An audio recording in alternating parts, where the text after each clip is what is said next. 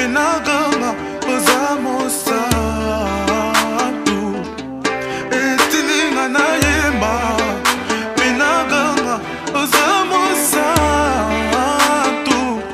oh Yeswe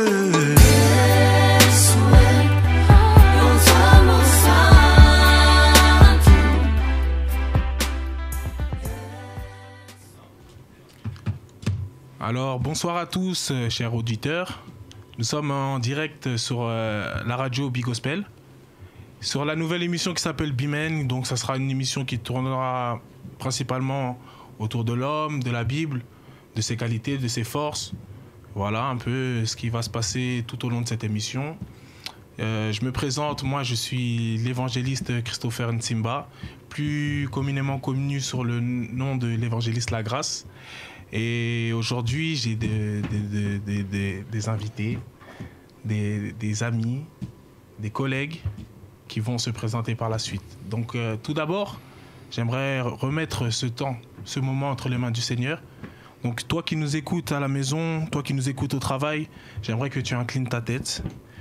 Et nous allons inviter notre cher ami le Saint-Esprit parmi nous, afin qu'il puisse nous guider, afin qu'il puisse nous conseiller, nous mettre les paroles à la bouche.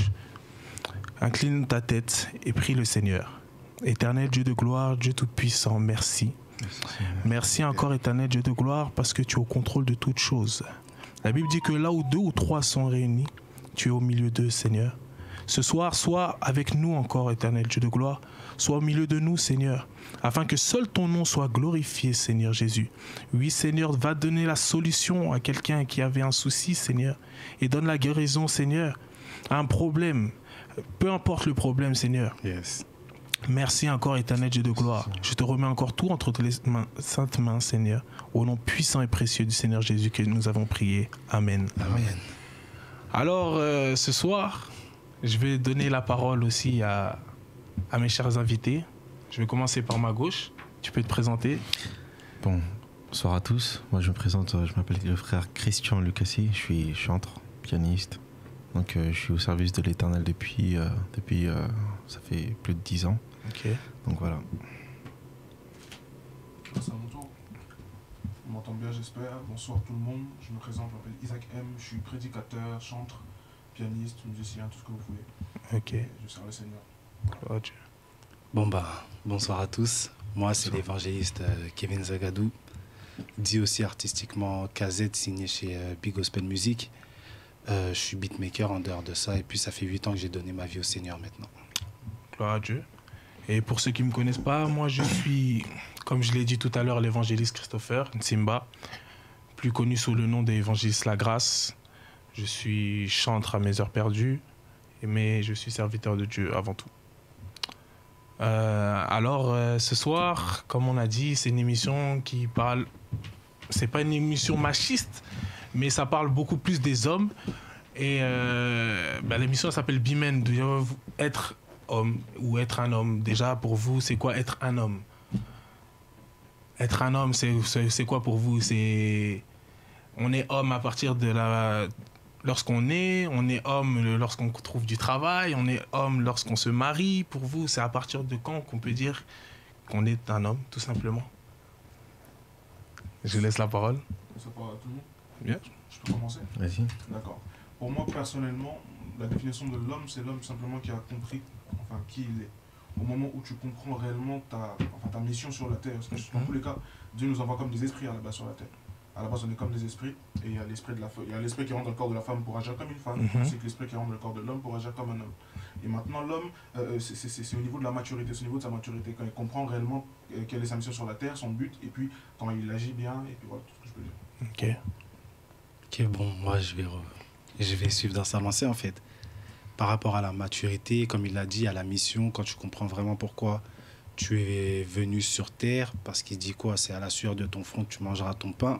Yes. Tu comprendras certainement que le Seigneur est avec toi. C'est comme dans la parole de Dieu, quand il dit n'y a-t-il rien d'étonnant venant de la part de l'Éternel? En fait, si tu commences à mettre ta confiance en Dieu, tu comprendras l'identité qu'il t'a donnée, tu comprendras la démarche à suivre, le comportement à avoir.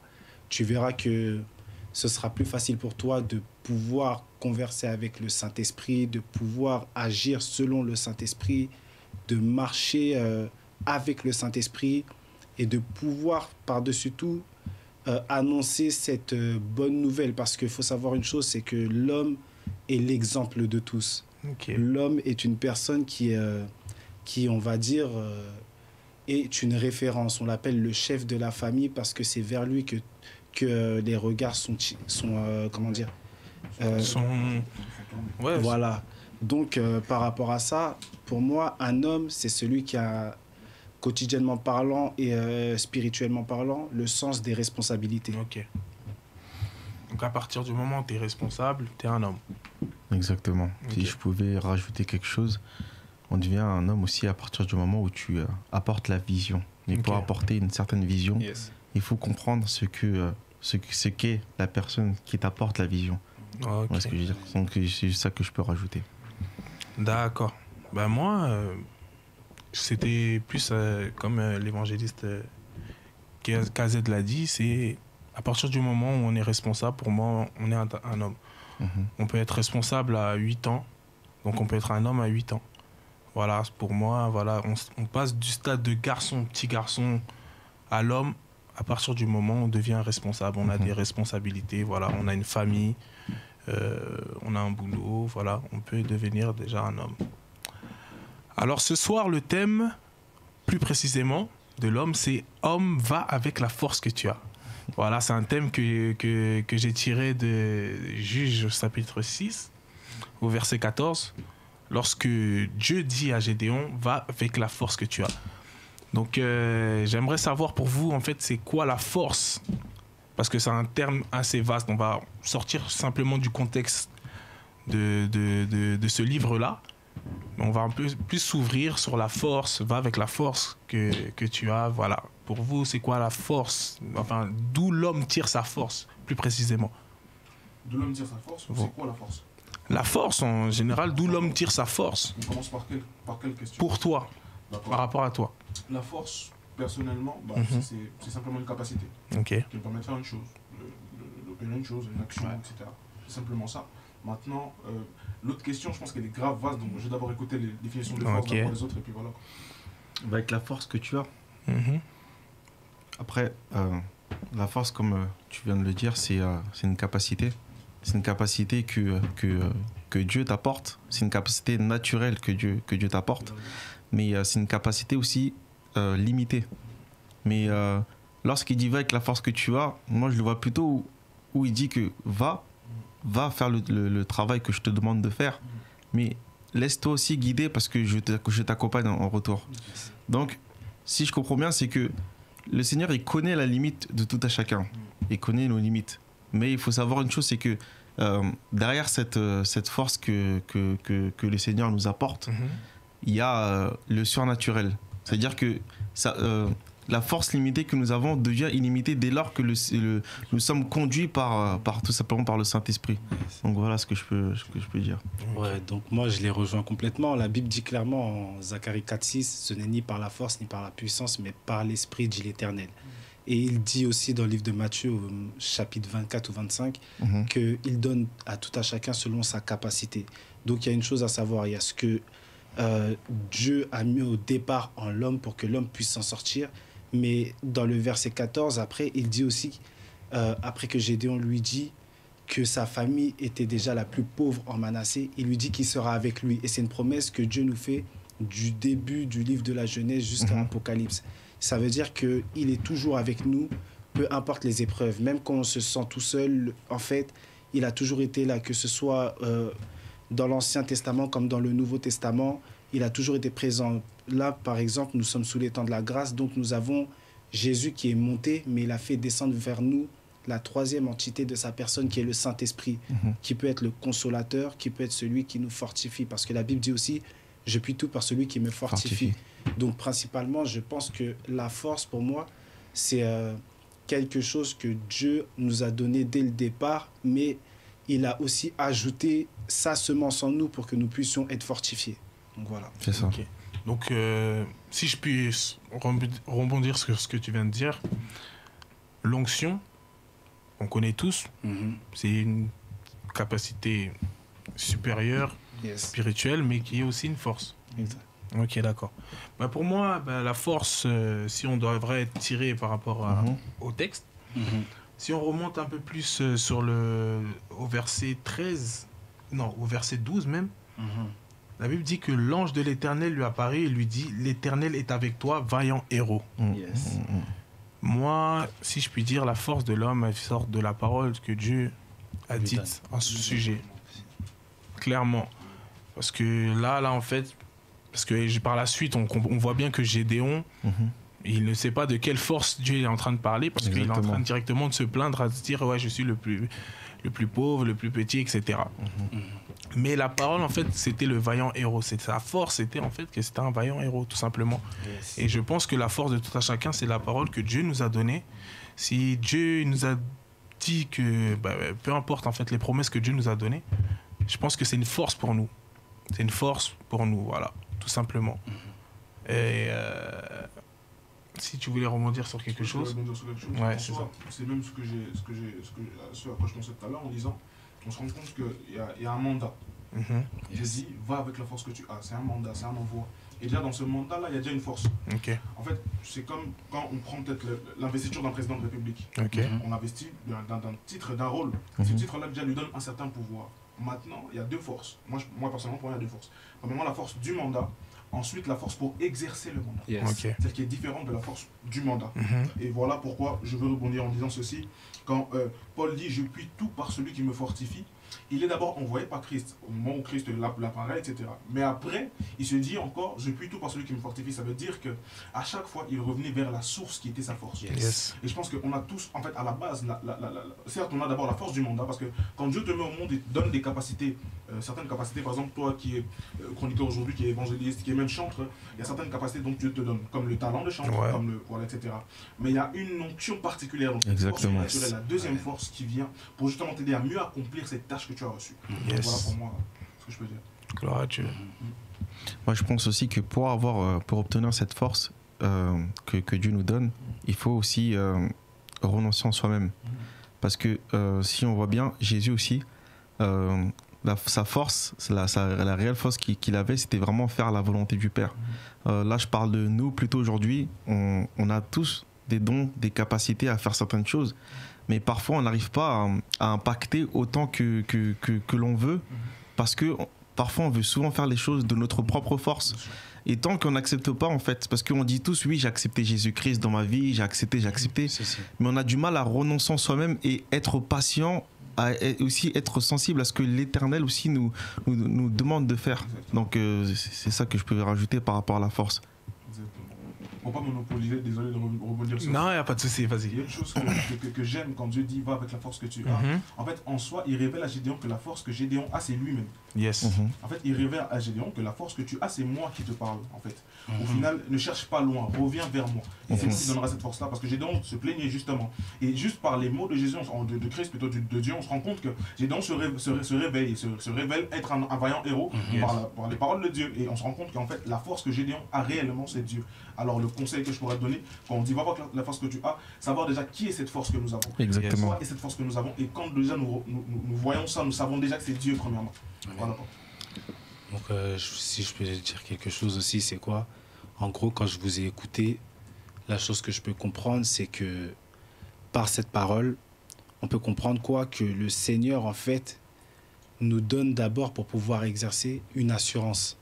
Et cette assurance, c'est de pouvoir savoir qu'on peut compter sur une personne, celui qui demeure fidélité en nous, celui qui ne nous tournera jamais le dos, parce qu'il ne peut pas nous envoyer pour nous mettre dans les problèmes. La Bible dit clairement, voici, je mettrai mes brebis au milieu des loups, mais s'il le fait, c'est parce qu'il sait qu'il peut avoir confiance en ses brebis. Ça veut dire que même s'il y a la difficulté, lui sera toujours là pour pouvoir nous aider. Même au commencement, on peut le savoir.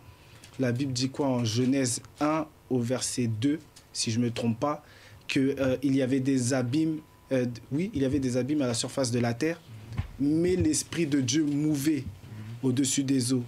Et par sa parole, il a dit que la lumière soit et la lumière fut. Ça veut dire quoi? Que lui-même est l'exemple premier, l'exemple type de l'assurance, parce qu'il n'a pas regardé à tout ça, il n'a pas regardé aux défauts qu'il y avait, mais lui-même a su donner cette qualité. Ça veut dire que, comme la Bible dit, Christ en nous, c'est l'espérance de la gloire de Dieu, tout simplement. Ok, d'accord. Donc, pour vous, en fait, si je peux dire, est-ce que la force peut se communiquer? Yes. Oui. Pourquoi je dis ça? Parce que je vais prendre un passage en même temps. Si tu as ta Bible, prends ta Bible et vérifie avec moi. En Marc 5 au verset 25, je lis au nom de Jésus. Amen. Or, il y avait une femme atteinte d'une perte de sang depuis 12 ans. Elle avait beaucoup souffert entre les mains de plusieurs médecins. Elle avait dépensé tout ce qu'elle possédait. Et elle n'avait éprouvé aucun soulagement, mais était allée plutôt en empirant. Ayant entendu parler de Jésus, elle vint dans la foule par derrière et toucha son vêtement. Car elle disait, si je puisse seulement toucher ses vêtements, je serai guérie. Au même instant, la perte de sang s'arrêta.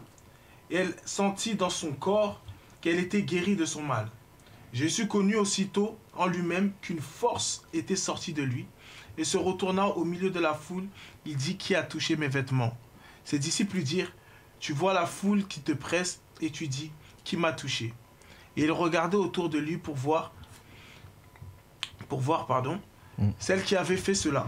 La femme effrayée et tremblante, sachant ce qui s'était passé en elle, vint se jeter à ses pieds et lui dit toute la vérité. Mais Jésus lui dit, ma fille, ta foi t'a sauvée, va en paix et sois guérie de ton mal. Yes. Là, on voit à travers ce passage que la force qui était en Christ est sortie de lui. Est-ce que quelqu'un peut un peu plus rentrer en profondeur par rapport à ce passage-là? Je peux laisser la parole. On peut aller. Bien sûr. D'accord. Je pars du principe où la femme a fait une action, un certain pas. Elle a fait un pas vers la source de toute grâce, la source de toute force. Et voilà pourquoi je disais tout à l'heure, en soi, la capacité, enfin, la réelle force de l'homme, c'est de pouvoir revenir vers la source, qui est sa réelle force, sa première base, et qui est Christ. Et voilà ce que cette femme a fait. En fait, elle a essayé par ses propres forces, comme on le dit, comme il est expliqué dans ce verset, qu'elle essaie de tourner de maison en maison, de docteur en docteur, de witchcraft en witchcraft, mais ça n'a pas marché.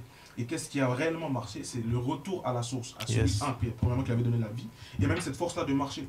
Parce que même tout à l'heure, en pensant, j'étais en train de penser à cette femme justement. Et je me disais, quelle force elle avait encore, malgré toute la perte de sang, enfin le sang qu'elle perdait tout le temps, quelle était cette réelle force? Pour moi, c'est le premier souffle que Dieu donne. Et après ce premier souffle-là, nous avons un pas à faire vers Christ, et Christ nous donnera le deuxième souffle, donc la guérison, enfin tout ce que nous cherchons, nous le trouverons en lui. Et puis voilà tout ce que je veux dire. Ok. Après moi, si je peux parler aussi, c'est ça se tourne toujours vers l'espérance, et la Bible nous parle de ce qu'on appelle la foi. Ça veut dire la première source de motivation qu'un chrétien doit avoir, pour moi, c'est la foi. Et cette femme, pendant 12 ans, elle a toujours eu cette foi de pouvoir guérir. Parce que ça aurait été une autre personne, sans doute, la personne aurait pu y laisser sa vie. Mais elle a dit, si seulement, ça veut dire elle avait toujours cette envie de pouvoir guérir. Et là, la Bible nous dit clairement que la foi est une ferme assurance des choses que l'on espère. Et à cause de cette espérance, toujours, elle a pu toucher le pan de son vêtement. Et même Jésus, pour pouvoir prouver que le Saint-Esprit était avec cette femme, a dit, qui a touché mon vêtement? Ça veut dire, elle-même qui pensait déjà juste au vêtement, a compris que l'action de Dieu était ce qu'on appelle une inspiration, comme on a pu le voir. C'est une inspiration, ça veut dire que lorsque tu penses à quelque chose et que tu es poussé à le faire, en fait, le Saint-Esprit te poussera toujours pour aller recevoir ton miracle, pour pouvoir vivre quelque chose de glorieux avec lui. Parce que lui seul est toute gloire. Jésus même a été dépouillé pour devenir le roi de gloire. Jésus a été dépouillé pour que nous puissions voir sa gloire. Il a reçu le nom au-dessus de tout nom. Et par son nom, nous avons la ferme espérance de notre salut. Jésus est solution en toutes choses. Donc je pense plutôt que ce serait vers ce type de choses pour accompagner ce qu'il dit. Ok, d'accord. Moi, ce qui m'a touché en fait dans ce livre, on nous dit tout simplement que cette femme, en fait, pendant 2 ans, elle a perdu du sang, mais elle a à peine entendu le nom de Jésus, et automatiquement, elle a eu cette espérance. Et lorsqu'elle a eu cette espérance, il y a une force en elle qui est venue. Elle a trouvé la force d'aller toucher l'habit de Jésus. Et lorsque Dieu il voit en toi que de toute ta force, tu essayes d'accomplir une certaine tâche, un certain problème dans ta vie, et que tu vois, et que Dieu il voit au fond de toi que ton seul espoir c'est lui, automatiquement, ben, il y a une force surnaturelle qui vient, et là, automatiquement, Dieu te guérit. Parfois, on demande. Auparavant, j'ai souvent tendance à croire qu'il fallait faire certaines choses pendant 1 mois pour que Dieu puisse nous guérir et tout ça. Alors que cette femme-là, on voit très bien qu'au bout de.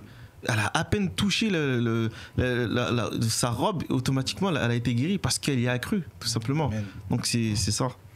Donc, la foi aussi, une force. Et aussi de la foi. Exactement. On est bien d'accord. J'ai une autre question pour vous. Si je peux revenir vite fait sur ça. Vas-y, parle. C'est qu'il y a un autre exemple qui est palpable. C'est celui de Bartimée. Bartimée était aveugle et il avait entendu le témoignage de Jésus. Et en fait, pour accompagner ce que le frère Chris dit, tout simplement, on comprend que le nom de Jésus aussi peut être un déclic dans la vie d'une personne. Lorsque tu ne sais plus où mettre la tête plutôt, à peine tu vas entendre ce nom qui est différent des autres noms, ce nom qui apporte la vie, tu vas vouloir automatiquement saisir l'opportunité. Non pas que tu es une personne qui va agir par intérêt, non pas que tu es une personne opportuniste, mais juste que à ce moment précis, tu vas vouloir justement expérimenter sa divinité, expérimenter sa grâce, expérimenter son plein amour, parce qu'il est venu par amour donner sa vie. Et par rapport à ça, il a crié, et la Bible dit qu'il a crié et son cri s'est fait entendre. Ça veut dire que pendant que la foule criait, lui, il a été animé d'une force encore plus puissante que celle d'un homme. Parce que comment une foule peut être là et puis toi tu vas crier alors que tu es parmi la foule et encore tu es derrière et ta voix porte jusqu'à l'oreille de Jésus. Ça veut dire que ton cri a été favorable. C'est comme s'il est monté comme un parfum de bonne odeur. Et là, par la foi, Jésus lui dit de venir. Il lui dit, que veux-tu? Il dit, je voudrais recouvrer la vue. Et par rapport à ça, comme nous le savons, il a été sauvé. Jusqu'à Jésus lui a dit, ta foi t'a sauvé. Yes. Donc moi, je peux dire aussi que la foi est vraiment la base de toute chose. C'est ça. Donc, avant ta question, il y a une chose qui nous vient à l'esprit. Parce que quand on a de l'argent, l'argent a très souvent plus de valeur que ce qu'on va acheter. Normalement, sinon sans argent, on n'achète pas. Amen. La foi est beaucoup plus forte que ce que tu vas obtenir par cette foi. Et voilà pourquoi il faut comprendre que la foi est une... Voilà pourquoi la Bible le dit même, que la foi est une ferme assurance, des choses qu'on espère et qu'on ne voit pas. Alors, je veux dire à une personne qu'elle n'est pas obligée d'être forte parce qu'elle va voir. En fait, la foi va lui donner une certaine force, être ferme et justement obtenir ce qu'elle veut. Et c'est simplement ça qui démontre encore le pouvoir qu'il y a dans la foi. Donc, voilà. Amen. D'accord. En tout cas, ça c'était un bon message. Ouais. Donc voilà. Donc la question que je voulais poser par la suite, est-ce que vous êtes prêts? La question que je voulais poser par la suite, en fait, c'était mis à part la foi, est-ce que l'homme, en général, possède une autre force? Là, tu as donné un exemple, ça peut être l'argent. Est-ce que pour vous, par exemple, on a dit que ça n'est pas une émission machiste, est-ce que pour vous, la femme est une force pour l'homme ou pas? C'est bien. Bélé, qu'est-ce que vous allez répondre? Parce que là,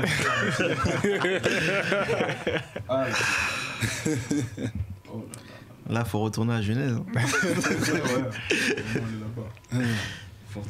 Moi, je me dirais que oui, la femme aussi peut être une force pour l'homme. Pourquoi? Parce que apparemment Paul il a dit qu'il préférait même être célibataire parce que ça allait être oui, c'est clair. Exactement, tu vois, non. J'en dis ce qu'on vient pas, mais il faut dire ce qu'il y est, tu vois. Et on a un exemple palpable de nos jours, c'est nos parents spirituels, si je peux dire. Pourquoi? Parce que généralement, dans nos églises, on se rend compte que ce sera toujours un couple que Dieu a sélectionné pour pouvoir faire son œuvre, pour pouvoir encadrer des âmes, pour pouvoir entretenir des âmes. Et il le dit même dans sa parole, écrit à l'ange 2. Ça veut dire que dans chaque localité qu'il va donner, il y aura un ange qui l'aura sélectionné, pas les anges qui sont dans les cieux. Parce qu'eux-mêmes, la Bible nous a montré qu'ils ne pouvaient pas rester sur terre. Lorsque, par exemple, on voit Jacob qui est devenu Israël, on se dit qu'il s'est battu avec l'ange de l'Éternel. mais l'ange de l'Éternel lui disait de le laisser partir parce que sa juridiction n'est pas faite pour la terre, mais elle est faite pour le ciel. Donc on parle bien de plusieurs hommes et femmes que Dieu a sélectionnés. Et par rapport à ça, maintenant, la Bible dit la domination reposera sur son épaule. Ça veut dire quoi? Ça veut dire qu'à un moment donné, la femme et l'homme ne forment qu'une seule personne. Et il faut savoir que c'est vrai qu'on parle de Jésus, mais Jésus nous parle de plusieurs aspects aussi. Enfin, Ésaïe parle aussi de plusieurs aspects parce qu'on parle de l'ombre des choses à venir. Et Jésus est parti, mais le Saint-Esprit est là. Le Saint-Esprit nous fortifie. Et le Saint-Esprit permet à l'homme aussi d'avoir une aide semblable. Et on dit bien une aide semblable. Ça veut dire que là où toi tu seras faible, la femme te donnera la capacité de pouvoir remonter la pente. Parfois, on peut voir des hommes de Dieu qui sont dépassés par certains événements, qui ne savent plus comment réagir. Et on se rend compte qu'ils ne vont plus parler, mais c'est la femme qui va prendre le relais. Parce que la femme, en fait, elle a un cœur de mère. La femme saura toujours comment rattraper les choses.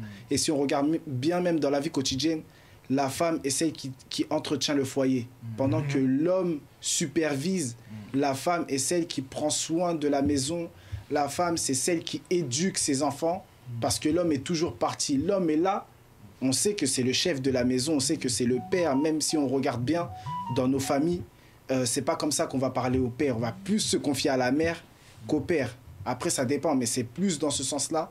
Et par rapport à toutes ces choses, on peut savoir qu'une femme sera toujours la force de l'homme. Parce que là où l'homme aura une certaine limite, la femme pourra venir et pourra lui donner d'être convaincue, d'être ce qu'on appelle l'aide semblable. Yes. Donc toi, t'es T'es pour l'homme. Moi, je trouve qu'il les a beaucoup trop chers. Lui, il est pour l'homme. Il n'est pas bon que l'homme soit seul. Mais par contre, c'est vrai. Ouais. Par contre, c'est vrai parce qu'on peut le voir même avec Paul, qui dit que lui ne se mariera pas, mais il conseille aux gens de se marier. Ouais. Donc au final, tu te rends compte que même lui, malgré qu'il n'a pas ça, c'est un peu comme Moïse, il n'a pas forcément vu Cana, mais il a quand même emmené les gens vers Cana. C'est ça. Et ça ne veut pas forcément dire que comme Paul ne l'a pas fait, que d'autres ne peuvent pas, enfin ne le feront pas, parce que voilà. Et je pense que surtout, faut qu'on se dise la vérité, il faut qu'on voie bien les réalités. Le ministère à l'époque n'est pas celui qui y a maintenant. Si. Le ministère de l'époque avec les Paul, ils avaient une certaine dose, faut pas qu'on se mente, ils avaient une certaine dose spirituelle que nous n'a pas aujourd'hui. Amen. Et aujourd'hui, si on est, plus on est deux en fait, dans tous les cas, même les gens de ce monde le disent. À un on va vite, mais à deux on va loin. On va plus loin. Et clair. c'est clair.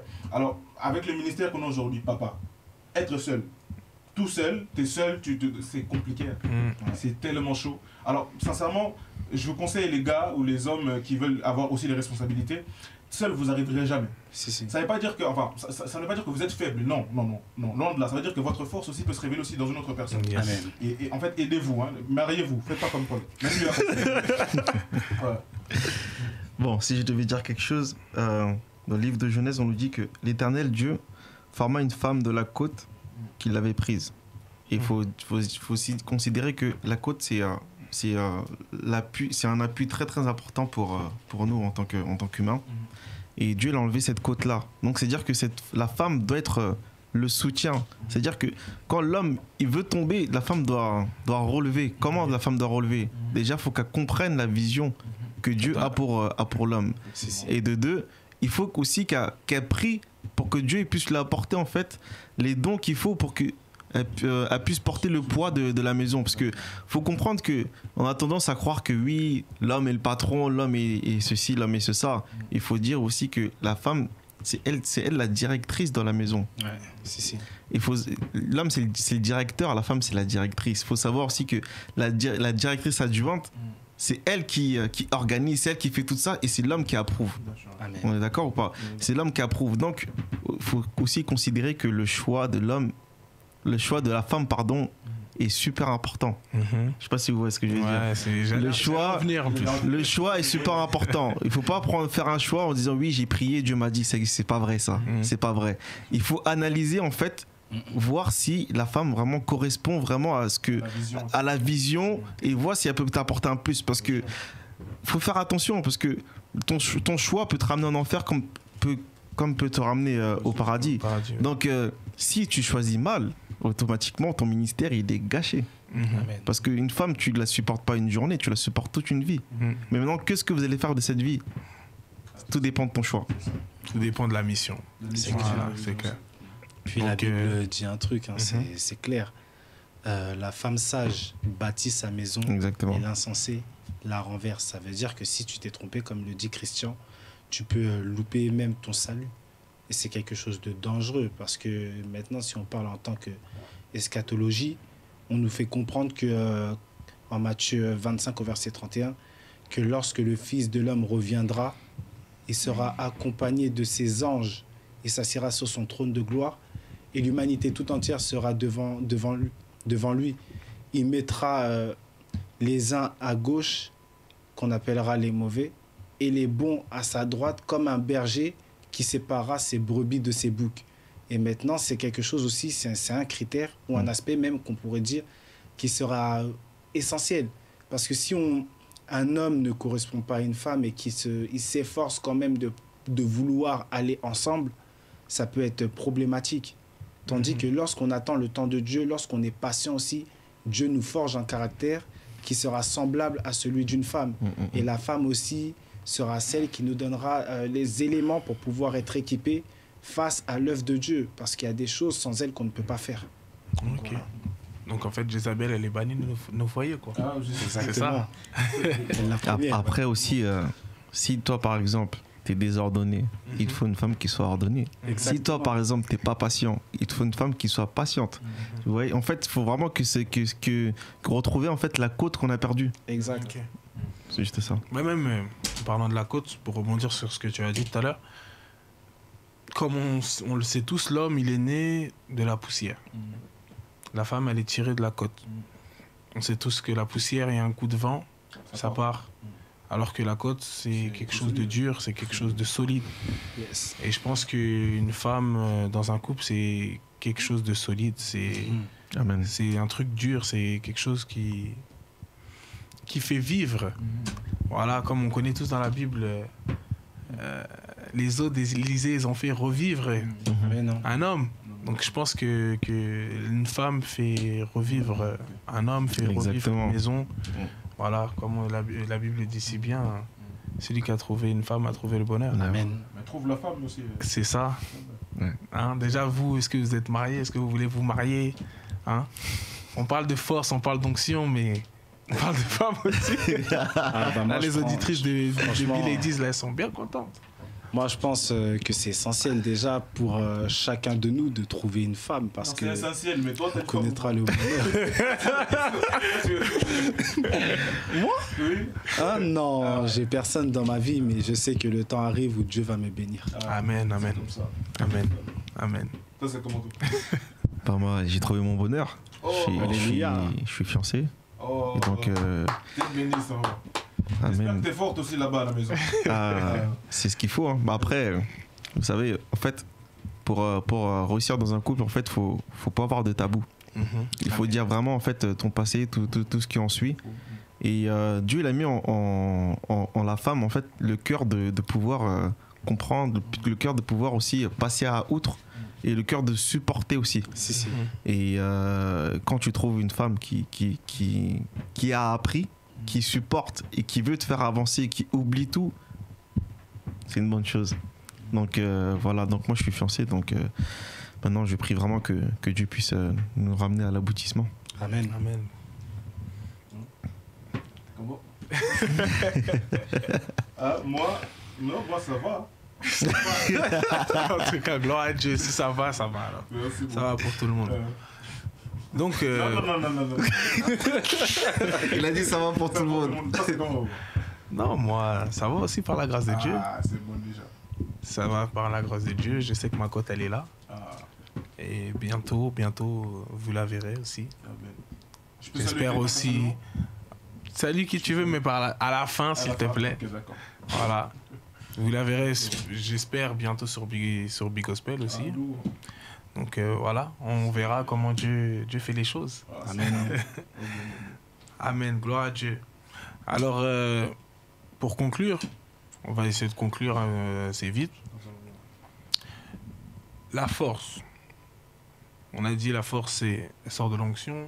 La force, elle sort de la femme. Mais est-ce qu'on met l'onction, enfin le Saint-Esprit et la force ensemble? Pourquoi je dis ça?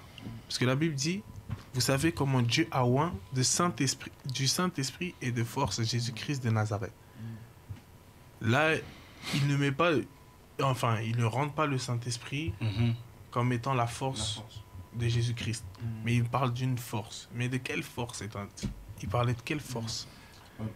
J'aimerais lire un verset. Quelle était la force de Jésus-Christ? Voilà, tout simplement. J'aimerais lire un verset, Éphésiens 3:16 plutôt. Tu peux nous le lire, s'il te plaît? D'accord. Je vais lire juste clairement le verset, je ne vais pas passer outre. Voilà. Okay. Afin qu'il vous donne, selon la richesse de sa gloire, d'être puissamment fortifié par son esprit dans l'homme intérieur. Là, directement, on voit que la force et l'Esprit Saint sont dissociés. Ils n'ont rien à voir. En fait, le Saint-Esprit est plutôt justement l'être qui nous aide à devenir fort. Okay. L'être qui nous fortifie, mais n'est pas cette force que nous devons recevoir. Il vient pour nous donner des capacités à être plus forts, il vient pour nous donner à nous fortifier, mais ce n'est pas lui la force en question. Lui, c'est une personne à part entière. Voilà, je veux dire par rapport à ça. Okay.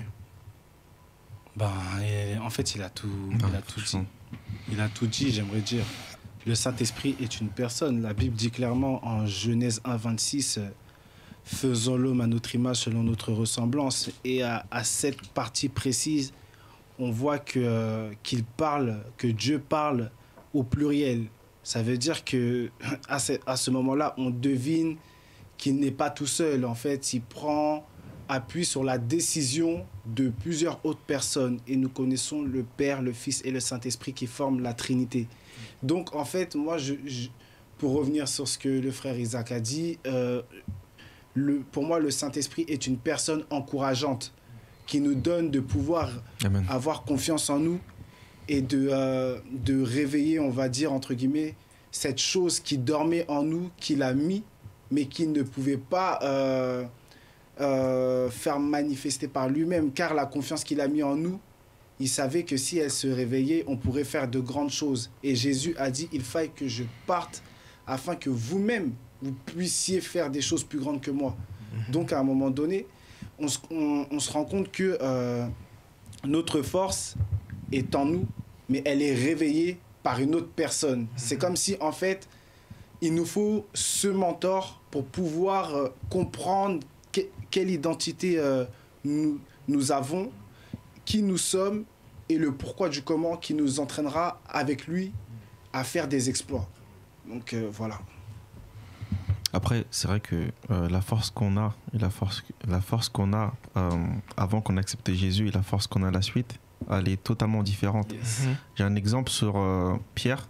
C'était quelqu'un de colérique et il pensait trouver la solution par la violence. Il avait coupé l'oreille du soldat parce qu'il avait cette force de pouvoir le faire. Mais Jésus lui a montré que non, c'est pas comme ça. C'est pas comme ça. Donc il a même été confondu. Il a même été confondu parce qu'il disait à Jésus, non, moi jamais je vais te trahir, jamais je serai comme ça. Non. Donc, au final, qu'est-ce qui s'est passé? Il l'a renié plus de 3 fois. Mais il a compris en fait que le problème, c'était un problème de renoncement. C'est vrai qu'il marchait avec Jésus, il faisait toutes choses avec Jésus, mais il avait un problème de renoncement. Aujourd'hui, la plupart, on a ce problème-là. C'est que dès qu'on est confronté au problème, on veut montrer notre force, or que c'est pas ça. Il faut renoncer en soi-même pour que nous puissions, dépasser une certaine limite. Par exemple, là, tu as lu sur Éphésiens. Moi, je continue sur le 17.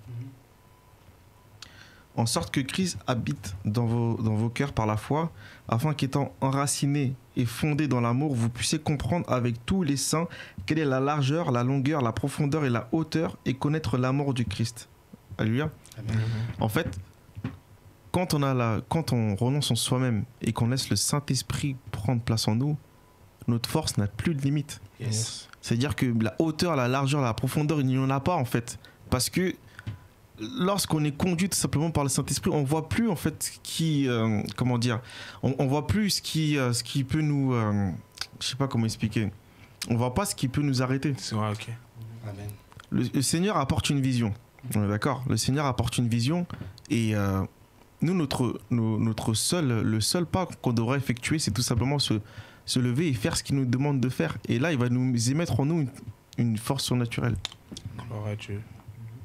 Il y a un truc que j'ai lu aussi tout à l'heure en venant, c'est 2 Corinthiens 12, 9, du verset 9 à 10. C'est quand Paul parle de son infirmité et de ce que Dieu lui révèle par rapport à cela. Il dit, et il m'a dit, ma grâce, c'est Dieu qui parle, il parle à Paul, il dit, ma grâce te suffit car ma puissance s'accomplit dans l'infirmité. Et là, Paul reprend, il dit, je me glorifierai donc très volontiers plutôt dans mes infirmités, afin que la puissance du Christ demeure sur moi. C'est là encore où on voit à quel point Paul renonce, malgré tout ce qu'il est, malgré toutes les capacités qu'il a. Et même avant, il parle du fait qu'il est beaucoup glorifié par rapport à ce qu'il fait, par rapport à ce que Dieu fait au travers de lui. Il dit, j'ai pas envie de m'enorgueillir, et j'ai envie de tout laisser à Dieu. J'ai envie de laisser la gloire à Dieu, la puissance à Dieu, le pouvoir à Dieu, afin justement qu'il puisse encore même plus m'élever. Car justement, Christ te révèle dans mes faiblesses. En fait, plus tu es faible devant Christ, plus tu es fort. Tu es fort. Exactement. Voilà. C'est ça, mourir en soi-même pour que Dieu puisse nous être au-devant. Et moi, ce que j'ai aimé chez Paul, c'est qu'à chaque fois, dans chaque verset, dans chaque livre, il commence toujours par glorifier le nom de l'Éternel parce qu'il sait que c'est lui sa force. Gloire à Dieu. Donc pour conclure à la fin de l'émission, la force de l'homme se trouve dans la foi. Ça peut se trouver aussi dans la femme qu'il a choisie. Ça peut se trouver aussi dans le fait d'avoir accepté Christ, tout simplement. L'abondance. Voilà, l'appartenance totale à Christ. Et tout ça, en fait, c'est une force. Voilà. Comme Bimen, cette émission dit, la capacité entraîne à la responsabilité. Sois un homme. Si tu es responsable, si tu as les capacités, si tu as la force d'être quelqu'un de responsable, tu es un homme. Que Dieu vous bénisse. Que Dieu vous bénisse. Passez une excellente et agréable soirée dans le nom puissant du Seigneur Jésus. Amen. Amen.